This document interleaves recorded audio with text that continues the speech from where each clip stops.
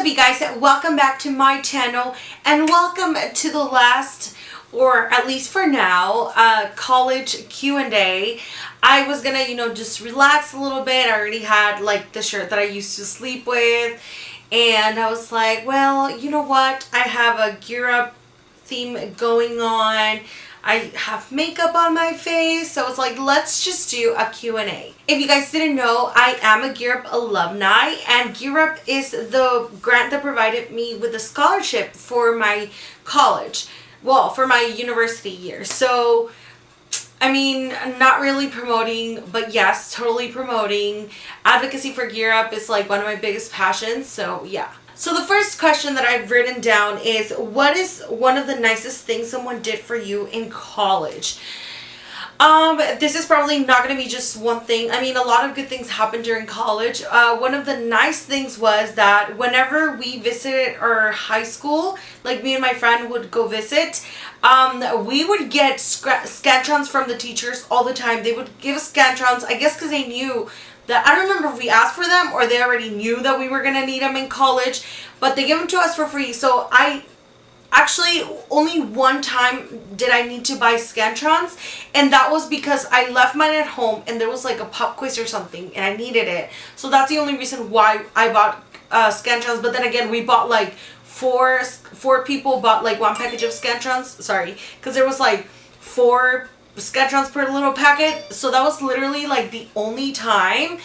But other than that, like, I was so thankful for them because they saved me money right there. Another second thing that was super nice, so one of my roommates, her name is Nancy, and I've been wanting to do the roommate tag with her forever, but she's no longer living in Brownsville, so it's kind of hard to, coordinate that. But her and her friend Karina, who's now my friend too, her and Kari kind of taught me to cook. I knew a little bit here and there, and I don't even know if they remember this, but Kari is the one that taught me to cook chicken, like, without having to boil it, like just putting on the pan with butter or like oil or whatever. And maybe that sounds super basic, but like I had no clue you could do that. Like, this is so embarrassing, but I legitly didn't know how to cook chicken, like without cooking it in water, like, I don't know how to explain it. But yeah, so that was another good thing. And also another 13, the next question I have is, how strict are RAs? First, let me tell you that I was an RA too, so I'm probably gonna say, oh, it's not that bad, because I was one of them, so I didn't really, I don't know. I mean, our campus was really strict with everything. Like, there was no alcohol allowed on campus. I think now it is though. Over 21 it is, but back then, not even if you were 21, you were not allowed to have any alcohol at the dorms. They were also strict with, having boys and vice versa, like having girls over. People still did it, so I guess it was a matter of not getting caught. Of course, drugs, we were not allowing anyone having that. I don't know, like, I think it was pretty chill. I don't know how strict they can get, like there wasn't like oh, you have to be at your dorm by 9 p.m. Like, no, you could come and go as you pleased, because, it's your prerogative, you're an adult, like, whatever. So yeah, other than that, like, it wasn't too strict. Now, how do you deal with people that act like high schoolers while in college? Unfortunately, not a lot of people grow out of that phase, and they think that college is going to be so extremely easy as high school kind of was. Not really. I don't know how they do it in high schools now, but if they caught you cheating, usually, I mean, they got after you and that was it. But in college, they're a little more strict. I've heard in some places that they fail you in that class automatically just because you were cheating. But again, it's a matter of getting caught. I know of some people, and this pissed me off to this day, that they would cheat off each other's papers. And so, like, 2 out of this group of guys, they were smart. So, like, they would sit in a row to, like, I guess from smartest to dumbest. I don't know how they did it, I'm sorry. But they really did that, and it pissed me off so much. Because I was like, that is not fair. Like, I've been studying here and they're getting off super easy just cheating off of like the smartest person in the row. So, I can't with cheaters, but yeah. Sorry, that wasn't even the question. But, oh my god, I get so carried away because it still pisses me off. I graduated like 2 years ago, and I'm still like, the lie. I have to relax. It's gone. They're gone. We've all moved on. But anyways, yeah, there's still some people that are like really dramatic. Unfortunately, there's also like a lot of couples that like they're super overprotective. Like, girl, we're both in college. Like, if you're an adult, I'm an adult, and you don't have to restrict me from seeing other people. You know what I mean? Like, for me, that's so childish. Also, like, the breaking up, getting back together, it's so common in college. Especially if it's, like, long distance, because you don't know what the other one is doing. I mean, again, trust and communication is key, but anyways, this is not a dating advice video. I just realized I'm not even wearing earrings. The next question I wrote down, would you recommend getting tutors for college? Yes, I definitely would. I don't know if you guys have the means to hire tutors. If you can, then go for it. But if not, the school provides tutors for like different areas, and they're usually very, very helpful. They're like, for example, it'll be like a senior that has already taken calculus, and he just helps you out, or she just helps you out. So I think it's worth it. You don't necessarily pay those that the school provides. They actually provide them to you for free. The school pays them. So I think you should do it. I mean, if you're struggling with a class, why not? The next question I wrote down is, do you ever struggle with feelings of not being enough? And yes, I did. I still do. Actually, I was just going over that in my master's in one of my classes. And this is called what is it? This is called, is it phantom? No. The imposter, what is it? Feeling? No. I don't remember. It's like the imposter something. Like that feeling that you're not good enough, that everybody's doing better and you don't belong there, and that eventually, they're going to find out and they're going to kick you out. But honestly, I think it really is just an irrational fear. It really comes down to you not comparing yourself to others. And I know it's very difficult because I personally have a difficulty with that. It's so easy for me to say, oh, you know what? That person is smarter. Oh, I'm not good enough. Oh, I got a question wrong. I don't know anything, kind of thing, So yeah, definitely I had that feeling, and I still do, because, you guys probably don't know, but I started a master's in school counseling. I graduated with a bachelor's degree in biology, so it's like a completely different field. I've never been in the education field, and at times I'm like, oh my gosh, like maybe I won't make it, because biology is not even related to this, or pre-med is not, like medicine is not related to this at all. But I mean, I've been doing good with grades and stuff, so I think it is that, just that imposter effect that you feel that you're not good enough, but you really are. I mean, as long as you're making that commitment to whatever you're doing, it doesn't really have to be about school. It could be like a job or something. I think you do have what it takes. The next question, I'm including it because I definitely want to, it's not a warning, but just like an advice, I guess. Having a job while in college, I kind of regret it, but I really needed it. So that's the thing. Like, it's hard to not have a job when you really need it. I didn't work like full time, but I did have 2 part-time jobs.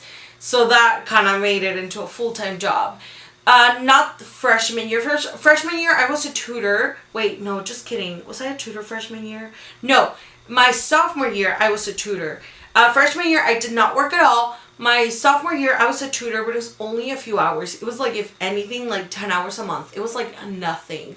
And then half of that sophomore year, I believe, I started working with the pediatrician. And then, I kept working with her for 3 years. And then I started working as an RA my junior year. So it definitely adds up, and it definitely takes away a lot, takes a lot of time away from doing your homework, from, paying attention in class, sleeping, all of that. You just have to make sure that you're very organized and that you know your priorities. And I was part of another like scholarship program, and well, I don't remember what her position. I guess it was like the director. She was a director of this scholarship. She got together with me, and she was like, "Hey, your grades are not doing so great, so you need to drop your jobs." And I'm like, I can't. Like, I need them. And I really wish she would have been more understanding, because I wasn't failing. It's just that it wasn't like, instead of having an A, I had like a B minus or something like that. I was not failing my classes, but I do get where she's coming from now, but I still wish she would have been more understanding, because she ended up kicking me out of that program. And again, I never really touched any of that money because I had already another scholarship. But when I did study abroad, it would have really benefited me, helping me, with like bills and stuff. But I mean, I guess people in college, like the admins, don't really realize that some of us are in college with a scholarship but still need money, for food, for anything else, clothing, like whatever. And I didn't get any loans, so that's why like I needed to work or whatever. I didn't want to get in debt or anything. So, I mean, there goes that. It's up to you. If you don't need the job, then I would say don't take it. Maybe it's because I wish I could say, oh, your senior year, everything would be so easy because it's your senior year. But it's not. It's the senior year and junior year. You start with your classes, like for your degree, and they start getting tougher and tougher. So I would say, if possible, hold off on a job. The next question I wrote down, and it's probably going to make you laugh, is how to avoid college parties. I'm pretty sure everybody wants to party. I don't think there's anything wrong with having fun, as long as it's safe fun. It's really easy to, just get super drunk and black out, but remember that you're in college to study. So that was a weird emphasis on the word, but anyways, remember that you are paying for every single class that you're taking, every single book that you bought. So just weigh it out. For example, there's nothing wrong with like going to a party or, dancing a little bit like on the weekend, but then next weekend, if you have a final on Monday, like, why do it? Why don't you just study for your test? And unfortunately, a lot of people have dropped out because they were partying too much and they didn't make it, and they transfer either from a 4-year university to a community college, or they just completely dropped out just because their grades weren't good enough for the university campus. So you really got to be careful with that. I can't tell you don't party, because you probably will, and you'll want to, because your parents are not there. They're not there to tell you what to do, but just try to find a balance in, the party college going phase. The next question I wrote down, and actually I'm probably going to make a separate video out of this. I don't know if it'll be still helpful because it's been a long while. For example, I've been in college for 2 weeks, and other people have been in college for 3, others for 1. So people already probably bought their books. But the question I wrote down is, where do I buy my books? And I will make a separate video of this and insert it in the description box down below. Maybe you could use it for like the next semester or something. The next question I wrote down is, how are you paying off your school loans? And I want to say I don't have any, but I do now. As of 2 weeks, I do. But from undergrad, I did not have any loans, so I really don't know how that whole plan goes to paying it off. Now that I've gotten loans for my grad school, I've heard, I haven't heard, they give you some like loan counseling before you take out the loans or whatever. And from what I've read, it's like, for example, after you graduate, only for some loans, not for all of them. I think this is unsubsidized loans. For unsubsidized loans, you have up to 6 months after you graduate to start paying them. So like for example, 6 months pass and there's no interest building up, and you have to start paying them off. However, if you don't find a job or you lose a job or something like that, it's like a certain circumstance, like it has a special name, and you just fill out paperwork too, so that they'll help you, like kind of like pause it, and then you can pay it off whenever you get a job. Also, there are some loans that require like parents' signature. So if you don't pay your loans, they're gonna have to pay your loans. So you gotta be careful. Don't take up more than what you really need. I know it's tempting, you could buy yourself a car if you wanted to, but it's a lot of money that you will have to pay off. And that is all for this video. I hope you guys enjoyed it, and I hope if this is your first year in college, I hope it's going great. You're gonna love college. It is a difficult time, but it's also very fun, so just enjoy it. And I'll see you guys next time. Don't forget to subscribe to my channel and like this video if you liked it. I'll see you guys next time. Bye.